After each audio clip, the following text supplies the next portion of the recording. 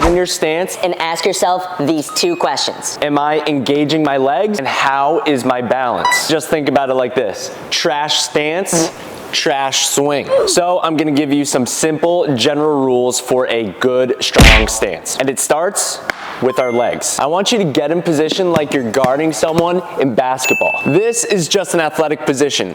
I'm engaging my legs, my feet are wide, my butt is back, and my chest is forward. Now, if we just add a bat, then we are in a pretty good spot. Now, does your stance need to look exactly like this? No, not necessarily, but you need to look strong and you need to look confident. Here are some mistakes that I see a lot of youth players make. 1 is being tall. 2 is putting all the weight on our knees.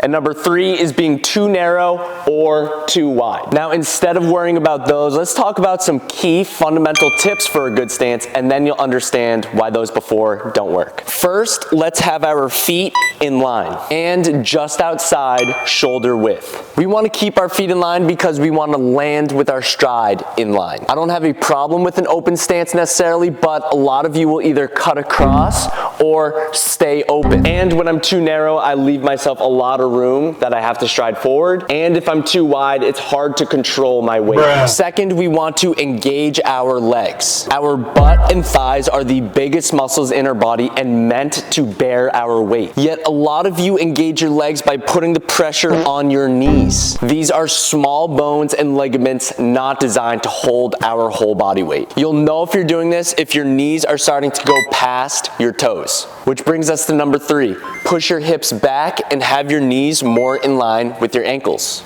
And I see this from time to time, make sure your knees aren't caving in. This isn't athletic. Okay, nothing too crazy here, very simple steps, but we'll talk more about the stance in the next one. Thanks for watching, guys. I actually have videos and drills all like this in my 5-day MURPHamentals of Hitting course with more details and guided practice. So if you're interested, I will link more in the description.